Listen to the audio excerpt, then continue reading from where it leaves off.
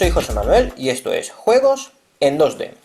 En el vídeo de hoy hablaremos de Magic, el primer juego de cartas de su género en el que nos pondremos en el pellejo de un poderoso hechicero.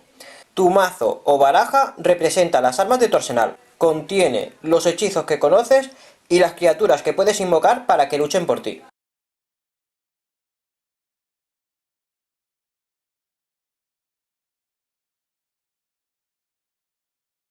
Los hechizos de las cartas están representados en distintos colores: verde o hechizos de tierra, blanco o hechizos del bien, rojos o hechizos de fuego, negros o hechizos del mal o malignos, y azul o hechizos de agua.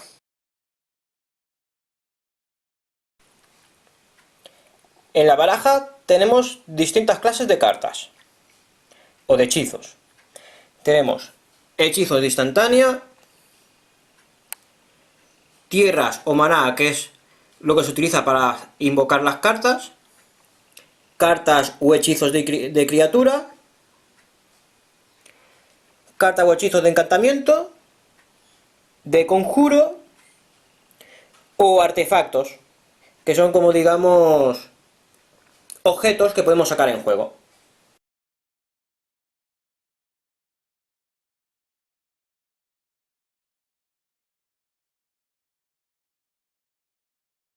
Para invocar las cartas que tenemos en la mano, tenemos que producir maná.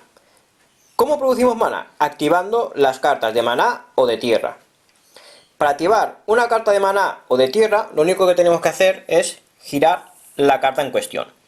Girar una carta significa que nos da maná en el aire la cantidad que hemos girado de ese color. Por ejemplo, al activar una carta de maná, hemos producido uno de maná de color blanco, que tenemos ahora mismo en el aire. Y con ese de color blanco podríamos activar una carta, invocar una carta de nuestra mano.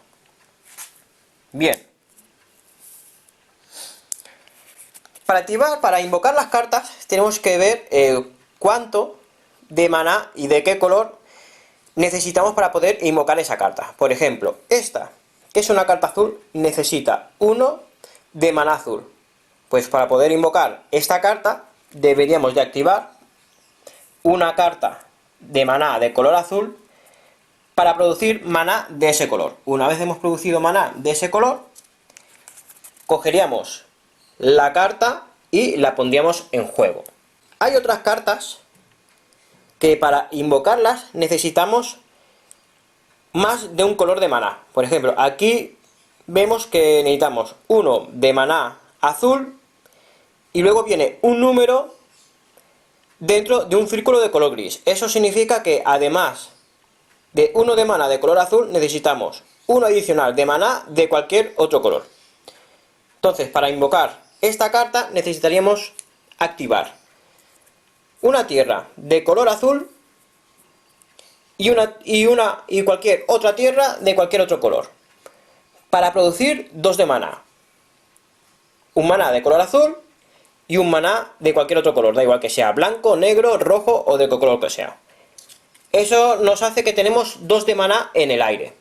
Por lo tanto, como vemos que necesitamos 2 de maná y uno es de color, y tenemos uno es de color azul, y tenemos en el aire 2 de maná y uno es de color de azul, pues podemos sacar esta carta en juego.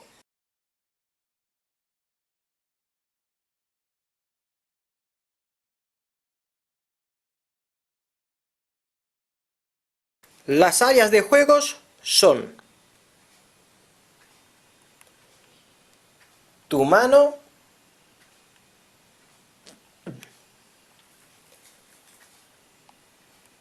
el cementerio, la biblioteca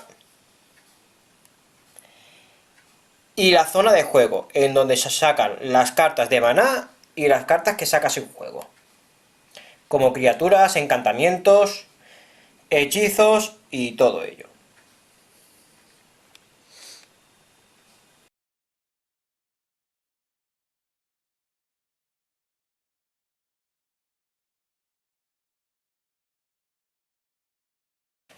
La fase inicial consta de 3 partes: la fase de enderezar, que es todas las cartas que tenemos activadas vuelven a su posición original. La fase de mantenimiento, que todas las cartas que hagan cosas o efectos y que ponga en tu próximo mantenimiento o en tu mantenimiento, hacen efecto lo que hace aquí en este mismo instante. Y luego está, en esta tercera parte, la fase de robar, en el cual cogemos la primera carta de la biblioteca y nos la ponemos en la mano. Hay cartas que lo que te hacen en esta fase es que te hacen robar una más, dos más, tres más, o al revés, que hacen que la carta que robas vaya directamente al cementerio. En la fase principal 1 es la fase que se utiliza para sacar cartas en juego. Cartas de encantamiento, cartas de conjuro, cartas de criatura o cartas de instantánea. Y cartas de tierra. Cartas de tierra solo se puede sacar una carta en juego por turno, a no ser que otra carta te diga lo contrario. La fase de combate consta también de 3 partes. En la primera parte declaramos nuestros atacantes, o sea, las criaturas con las que atacamos, y las activamos. La segunda fase es declarar defensores. El defensor declara con quién y a quién defiende. Y la tercera fase es asignar y resolver daño. A la hora de resolver el daño se mira la fuerza y la defensa tanto de la carta atacante como de la carta defensora. El primer número de los 2 cifras que veis en las cartas, el primer número corresponde al número de ataque y el segundo número al número de defensa. Si el número de ataque es superior al número de defensa, la carta con el número de defensa inferior al número de ataque